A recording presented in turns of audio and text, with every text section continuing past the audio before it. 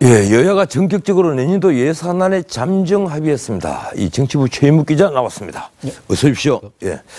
지금 원래 자유한국당이 이 공무원 늘려서 이 세금 대폭 올리는 거, 그리고 최저임금 지원하는데 세금 쓰는 것, 그리고 법인세 인상하는 거 다 반대했지 않습니까? 네. 근데 어쩌다가 오늘 이렇게 전격 합의한 겁니까?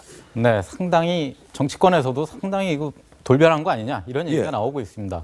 정우택 원내대표는 사실상 이게 불가항력이라고 설명하고 있습니다. 예. 민주당과 국민의당이 합의를 하면 한국당이 반대를 해도 과반이 넘어가기 때문에 예산안이 통과될 수밖에 없는 구조라는 겁니다. 예. 합의 직후에 열린 한국당 의총에서도 정 대표는 잠정 합의임을 계속 강조했습니다.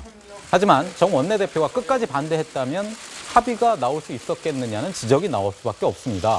예. 여당에서도 합의해놓고 왜 저러냐고 합니다. 정 원내대표 임기 마지막이라는 점이 작용했다는 관측이 나오는데 끝까지 발목 잡기 했다는 비난을 우려했다는 겁니다. 혹은 모종의 딜이 있었던 것 아니냐 이런 정치권의 관측도 있습니다. 예, 모종의 딜이 있었다. 예, 뭐 그렇게 하겠습니까만은 한국당은 이 합의 직후에 의총 열리는데 의총 안에서 반발이 좀 많았죠. 네, 그렇습니다. 의총 시작 전에 의원들 사이에서는 예산안을 놓고 우리 지지자들에게 이게 설득 가능한 거냐 이런 불만 섞인 반응들도 나왔습니다. 한 의원은 노령연금도 30만 원 주라고 하고 공무원도 3만 명 증원해달라고 해 라면서 냉소적인 반응을 보였습니다. 협상 과정을 도저히 납득하기 힘들다는 목소리가 컸습니다. 정우택 원내대표는 의총 후에 의원들의 반대가 많았다면서 내일 아침에 의총을 다시 열고 예산안을 받을지 논의할 것이라고 했습니다. 예, 이 국민의당이 이제 결국 캐스팅 보트 역할을 해버린 셈이 됐는데 이번에 사실상 여당의 손을 들어준 셈이 됐죠. 네, 그렇습니다. 국민의당은 지난번 추경 통과 때나 김명수 대법원장 인준 등 고비마다 민주당과 협력적인 모습을 보였는데요. 이번에도 결국 예산안과 증세안 처리에 협력했습니다. 예. 오늘 오전까지만 해도 사실 분위기는 달랐습니다. 안철수 대표는 공무원 증원, 최저임금 보전 등에 대해서 비판적이었습니다. 들어보시죠. 예산은 국민 혈세입니다. 국민을 위해서 쓰여야지 정권을 위해서 쓰여질 수는 없지 않습니까? 이런 분위기였는데 예. 민주당이 국민의당의 실리를 챙겨준 게 결정적이라는 분석도 나옵니다.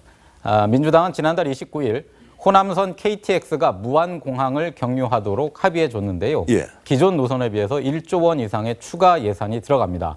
또 국민의당이 주장해왔던 개헌이나 선거구제 개편 방안에도 두 당이 협력하기로 했다는 보도가 나옵니다. 예, 국민의당 안에서 내부 반발은 없습니까? 네, 국민의당에서도 오늘 예산안 합의의 의총에서 몇몇 의원들, 대여섯 명의 의원들이 찬성할 수 없다고 하면서 내일 예산안 부대 의견에 반대 목소리를 넣으라고 주장했습니다.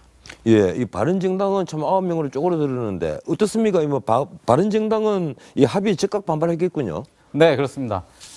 사실상 3당 합의에 끼지 못했던 바른정당은 합의 직후에 유이동 수석 대변인 명의의 논평을 통해서 부실투성이, 불량합의, 예. 2018년 예산안에 유감의 뜻을 표한다고 했습니다. 예, 결론적으로 하나만 여쭤보겠습니다. 이 내일 합의가 무산될 가능성은 있습니까? 일단 한국당 기류가 예. 중요합니다. 만일 내일 한국당이 끝까지 의원들이 반대하자고 할 경우 바른정당과 함께 본회의에서 파장이 일어날 수도 있습니다. 예. 하지만 국민의당이 합의를 해준 만큼 합의안을 내일 뒤집기는 사실상 어려울 것으로 보이는데요. 다만 안철수 대표의 입장이 주목됩니다. 혹여라도 안철수 대표가 반대에 가세하면 합의안 수정 움직임이 다시 커질 가능성도 배제할 수는 없습니다. 예, 정치부 최인묵 기자였습니다. 예, 수고했습니다.